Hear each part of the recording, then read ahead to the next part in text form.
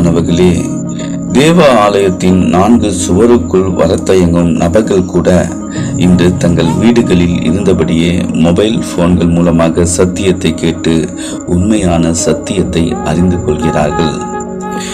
பெரிய பிரசங்கிகள் மட்டுமல்ல, சாதாரண மக்களும் தங்கள் வாழ்க்கையில் நடந்த தேவன் செய்த அற்புதங்களை இணையத்தில் ஒரு சாட்சியாக பகிர்ந்து கொள்கிறார்கள்.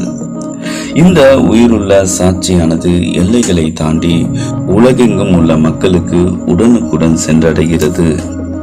ஆம், எனக்கு அன்பானவர்களே, கிறிஸ்தவம் ஒரு மதம் என்பதை விட அது இயேசுவோடு உள்ள தனிப்பட்ட ஒரு உறவை நோக்கிய ஒரு மாபெரும் பயணமாக உருவெடுத்துள்ளது. சமுத்திரம் ஜலத்தினால் நிறைந்திருக்கிறது போல் பூமி கர்த்தருடைய மகிமையை அறிகிற அறிவினால் நிறைந்திருக்கும் என்றும், விசுவாசம் கேள்விப்படுதலினாலே வரும், கேள்விப்படுதல் தேவனுடைய வசனத்தினாலே வரும் என்றும், ராஜ்யத்தினுடைய இந்த நற்செய்தி பூலோகம் எங்கும் உள்ள சகல ஜாதிகளுக்கும் சாட்சியாக பிரசங்கிக்கப்படும், அப்போது முடிவு வரும் என்றும் தீர்க்க தரிசனங்கள் கூறப்பட்டிருக்கின்றன. ஆம், எனக்கு அன்பானவர்களே, இன்றைய நிலையில் நீங்கள் செய்ய வேண்டியது, மிகவும் கண்டிப்பாக செய்ய வேண்டியது டிஜிட்டல் ஊழியம்.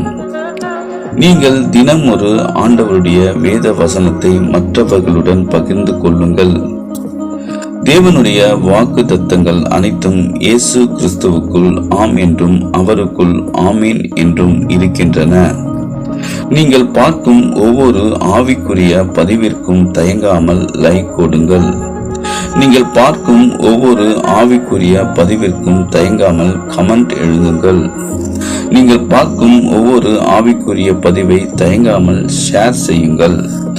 ஆம், எனக்கு அன்பானவர்களே, நீங்கள் செய்யும் ஒரு சின்ன ஷேர் எங்கோ இருளில் இருக்கும் ஒருவருடைய வாழ்க்கையில் மாபெரும் வெளிச்சத்தை கொண்டு வரலாம். சத்தியம் வேகமாக பரவ உங்கள் கைபேசி நவீன அப்போஸ்தலராக இருக்கட்டும்.